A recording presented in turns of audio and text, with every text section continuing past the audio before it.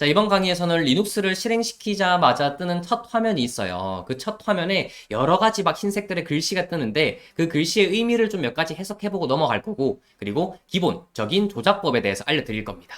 자, 리눅스를 우리 실행시키기 위해서 우리 이전에 생성했던 그 EC2 인스턴스의 컴퓨터로 들어갈 겁니다. 어떻게 들어가냐면, 자, 처음부터 AWS 메인 페이지부터 시작해 볼게요. AWS 홈페이지로 들어오셔서 로그인을 하셨다면 이런 페이지가 뜰 텐데, 여기서 EC2라고 입력을 해주시고 클릭해서 들어가 줍니다.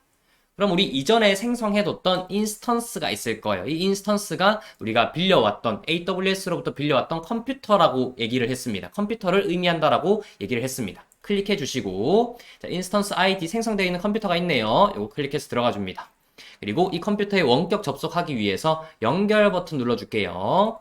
그리고 EC2 인스턴스 연결 탭에 연결 버튼 있습니다. 이거 클릭해서 들어가 줄게요. 자, 그러면 좀 기다리시면은 컴퓨터가 연결이 됩니다. 이게 리눅스, 정확히는 우분투 운영체제의 첫 화면이에요.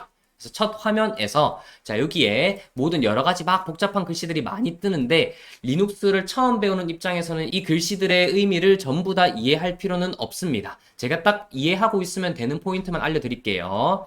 여기에 있는 마지막 줄에 대한 의미만 처음에는 해석하고 의미를 알고 계시면 되는데, 자, 보세요. 우분투하고 골뱅이가 적혀져 있고요. 그리고 IP하고 숫자가 적혀져 있는 다음에 콜론 표시가 돼 있죠. 그리고 여기 그 다음에는 물결 표시라는 기호가 있고 그 다음에 달러 표시가 적혀져 있습니다.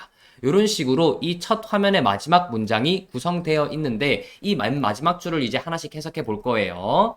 자, 먼저 골뱅이 앞에 우분투라고 적혀져 있는 부분이 있는데 이 부분은 어떤 걸 의미하냐면 사용자 이름을 의미하는 부분이에요. 사용자 이름이라 하면은 우리 윈도우 컴퓨터를 써보신 분들은 알겠지만 하나의 윈도우 컴퓨터, 이 윈도우 컴퓨터 한 대지만 여러 개의 사용자를 만들어서 사용할 수가 있어요. 그리고 그 여러 개의 사용자에서 각각의 사용자의 이름을 붙여서 쓸 수 있게 되어 있습니다.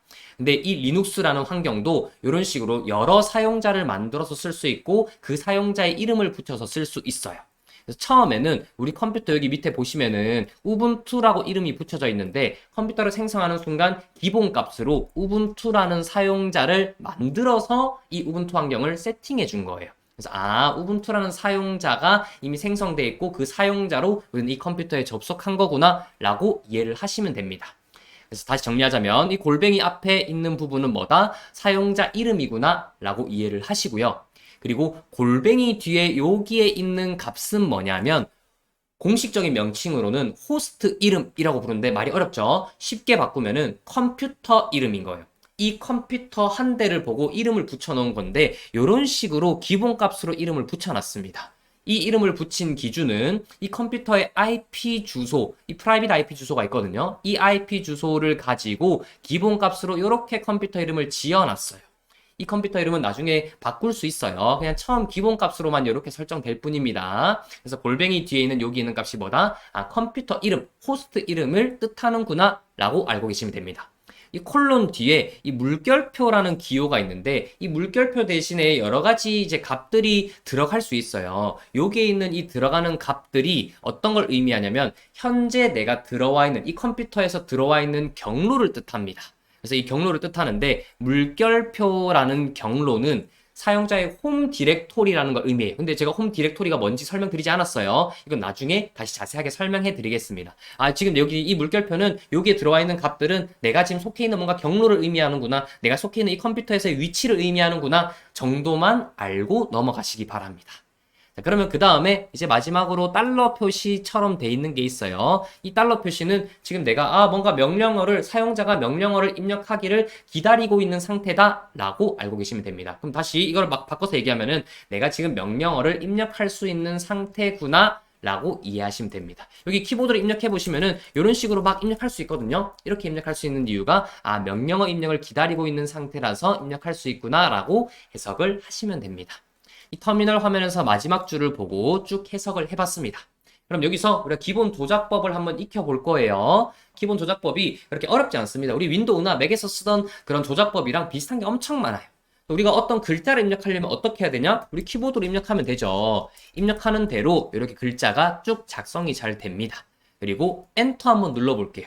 자, 엔터 한번 눌러보면 이렇게 우리가 작성했던 글자가 명령어로 입력이 되는 그런 작동 화면인 거예요. 그래서 명령어를 입력하고 그리고 엔터를 누르면은 그 명령어가 입력이 되는구나 라고 이해를 하시면 되고요. 그리고 다시 한번 또 글자 쭉 써볼게요. 막 이렇게 글자를 쓰다가 지우고 싶어. 그러면 우리 윈도우나 맥에서 지우듯이 그 백스페이스를 입력하시면 글자가 지워주고요. 그리고 여기에 있는 이렇게 흰 색깔 벽돌같이 생긴 거 있죠? 이게 커서인데 커서를 보시고 이렇게 방향키 좌우를 눌러보시면은 이렇게 커서를 이동시킬 수도 있습니다. 이동시켜서 여기 내가 가운데 글씨를 입력할 수도 있고요. 숫자를 입력할 수도 있고 이런 식으로 이것도 이제 윈도우나 맥에서 입력하듯이 작동하는 거랑 크게 다르지 않습니다. 이렇게 커서를 이동시킬 수도 있고요. 그리고 이런 것도 한번 해보겠습니다. 쭉 이거 백스페이스로 지우시고 명령어를 이렇게 띄어쓰기를 해서 한번 조금씩 글자를 입력해 볼까요? 저는 아무 글자나 치는 겁니다. 이런 명령어가 실제로 있진 않아요. 이렇게 치시고 이렇게 띄워쓰기를 기준으로 커서를 이동시키고 싶을 수 있어요. 한 글자 한 글자 한 글자 이동시키는 게 너무 느려서 불편할 수 있단 말이에요. 그래서 어떻게 이거를 단어 단위로 입력 커서를 이동시킬 거냐면 자, 맥을 기준으로는 옵션 버튼을 누르시고 그리고 방향키를 누르시면 됩니다. 좌우 방향키를 누르시면 되는데 한번 해볼게요. 이런 식으로 단어 단위로 커서가 뛰어넘는 거 보이시나요? 이렇게 하시면 여러 가지 그 문장, 여러 가지 이런 글자들이 있는데 이 글자들 사이를 빠르게 이동할 수 있다는 장점이 있습니다. 윈도우에서는 옵션 키가 없죠. 윈도우에서는 컨트롤 키 또는 알트 키를 누르시고 방향키 좌우 버튼을 누르시면은 단어 단위로 이렇게 커서가 이동되는 걸 확인할 수 있어요. 그래서 요것도 조작법 하나 알려드렸고, 자, 그리고 이런 것도 해볼게요. 제가 이렇게 막 명령어를 쳤어요. 명령어를 치고, 이 명령어를 지금 잘못 입력했어. 다 지우고 싶고 다시 쓰고 싶은데, 자, 이 백스페이스 눌러서 일일이 다 지우기가 귀찮을 수 있잖아요. 그래서 이거를 작업 중단, 작업 취소 역할을 하는 버튼이 있습니다. 그게 어떤 거냐? 컨트롤 누르시고 C 누르시면 됩니다. 컨트롤 C를 눌러볼게요. C 누르시면은 요런 기호와 요런 이제 뭔가 꺽쇠처럼 생긴 기호와 C라는 게 생기면서 이렇게 새로운 명령어를 입력할 수 있게끔 세팅이 됐습니다. 그래서 컨트롤 C, 컨트롤 C 제가 이렇게 이 버튼을 눌렀어요. 컨트롤 C 버튼을 누르면은 우리 윈도우나 맥에서 ESC 버튼을 눌러서 작업을 중단하거나 취소할 때 쓰는 기능 있죠. 그 버튼과 똑같은 역할을 합니다. 그래서 이 컨트롤 C 버튼은 이렇게 명령어를 입력하다가 나 취소하고 좀 명령어 다시 입력하고 싶어 할 때도 쓰지만 나중에 뭔가 작업을 중단하고 싶어요.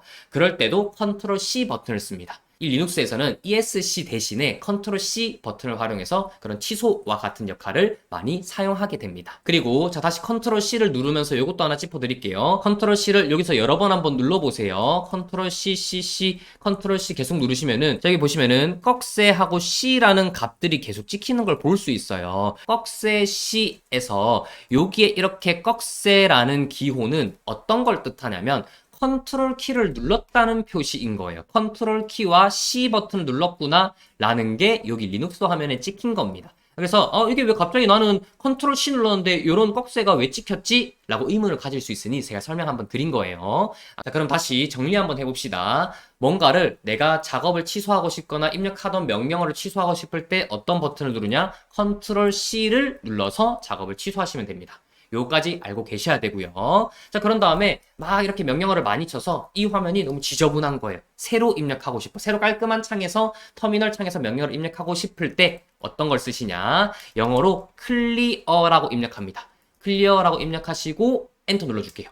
그러면은 여기에서 방금 작성한 명령어들이 싹 깔끔하게 지워지는 걸 확인할 수 있습니다. 그래서 터미널 화면을 깔끔하게 지우고 싶을 때는 이렇게 클리어라고 입력하시면 된다. 라는 것도 알고 계시고요. 그리고 코드를 복사해서 붙여넣기 할 일이 은근 많아요. 많다 보니 어떻게 하는지 보여드릴게요. 자, 맥에서는 만약에 여기에 있는 이 주소값을 복사하고 싶다. 복사하고 싶으면은 맥에서는 커맨드 C 하면 복사가 되거든요. 그러고 요 창에 와서 요 커서를 클릭 한번 해주시고 커맨드 V 눌러주시면 그냥 복사 붙여넣기가 잘 됩니다. 맥에서 원래 쓰던 복사 붙여넣기 명령어와 동일하게 작동하기 때문에 그렇게 쓰면은 그냥 복사 붙여넣기가 잘 돼요.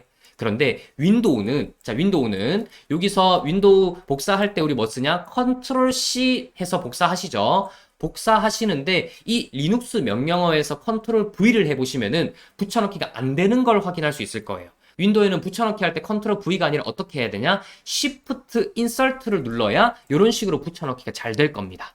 그럼 다시 정리하자면 맥은 리눅스 환경에서 복사 붙여넣기를 하든 아니면은 이 맥 자체의 외부에서 그냥 복사 붙여넣기를 하든 명령어가 똑같아요. 똑같은데 윈도우에서는 복사하려면 컨트롤 인설트라는 명령어를 쓰셔야 되고 붙여넣기 할 때도 Shift 인설트라는 명령어를 쓰셔야 됩니다. 자, 제가 여기 수업 자료에 정리를 잘 해뒀어요. 자, 윈도우 환경에서 조작하는 터미널에서는 복사 붙여넣기가 컨트롤 C, 컨트롤 V로 작동하지 않아요.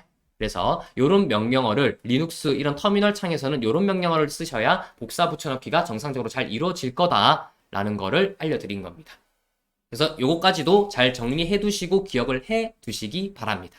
그래서 제가 지금까지 여러 가지 조작법들을 가장 기본적인 그런 조작법들을 알려드렸어요. 이 조작법들은 자주 사용하는 그런 기능들이니까 까먹지 않게 꼭 정리해 두시고 자주 써먹어 보시기 바랍니다. 그럼 다음 강의에서 또 뵙도록 할게요.